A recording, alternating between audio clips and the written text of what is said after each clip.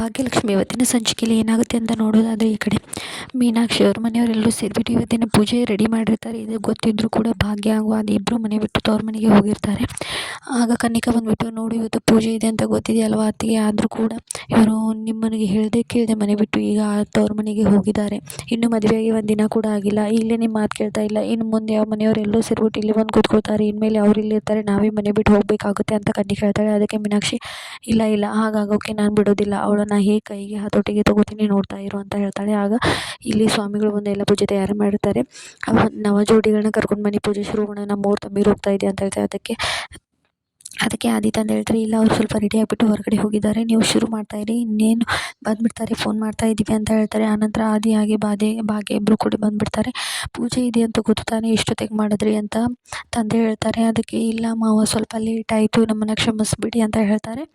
ಆನಂತರ ಏನಾಗುತ್ತೆ ಅಂತಂದರೆ, ಆದಿ ಅವರ ತಾಯಿದು ಸೀರೆ ಭಾಗ್ಯ ಕೈಗೆ ಕೊಡ್ತಾರೆ. ಈ ಸೀರೆನ ಉಟ್ಕೊಂಡು ಬಾರಮ್ಮ ನೀನು ಪೂಜೆಗೆ ಕೂತ್ಕೊ ಅಂತ ಹೇಳ್ತಾರೆ. ಅದಕ್ಕೆ ಭಾಗ್ಯ ತುಂಬ ಖುಷಿಯಿಂದ ಸೀರೆನ ತಗೋತಾಳೆ. ಮಾವ, ನನಗೆ ಸೀರೆ ಬೇಕಂತ ಇತ್ತು, ಅದಕ್ಕೆ ನನಗೆ ಸೀರೆ, ಇದಕ್ಕೆ ಎಷ್ಟು ಜನ ಎಷ್ಟು ಏನು ಮಾತಾಡಿದ್ರು ಕೂಡ ಇದು ಯಾರಿಗೆ ಸಿಗಬೇಕು ಅವ್ರಿಗೇ ಸಿಕ್ತು ಅಂತ ಭಾಗ್ಯ ಹೇಳ್ತಾಳೆ. ಈ ಕಡೆ ಕನ್ನಿಕಾ, ಇವಳೇನು ನನ್ನ ನೋಡಿ ಈಗ ಮಾಡ್ತಾ ಇದ್ದಾಳೆ, ನಾನು ಏನಾದ್ರು ಮಾಡಿದವಳಿಗೂ ಗೊತ್ತಾಯ್ತಾ ಹೇಗೆ ಅಂತ ಕನ್ನಿಕಾ ಮನಸ್ಸಲ್ಲಿ ಅಂದ್ಕೊಳ್ತಿರ್ತಾಳೆ. ಅವಳು ಹೋಗಿ ರೆಡಿ ಆಗಬೇಕು ಅಂತ ಒಳಗಡೆ ಹೋಗ್ತಾರೆ. ಆಗ ಸೀರೆ ತೆಗೆದು ನೋಡ್ತಾಳೆ, ಸೀರೆ ಸುಟ್ಟಿರುತ್ತೆ. ಇದನ್ನು ನೋಡಿದ ಭಾಗ್ಯಗೆ ತುಂಬಾ ಟೆನ್ಷನ್ ಆಗಿದೆ. ಈಗ ಏನು ಮಾಡೋದು ಏನು ಅಂತ ತಿಳಿಯೋಂಗಿಲ್ಲ. ಆದರೂ ಕೂಡ ಅದನ್ನು ಏನೇನು ಪ್ಯಾಚಪ್ ಮಾಡಿ ಅದು ಇದು ಮಾಡಿ ಸೀರೆ ಉಟ್ಕೊಂಡು ಬಂದು ಪೂಜೆ ಕೂತ್ಕೊಳ್ತಾಳೆ.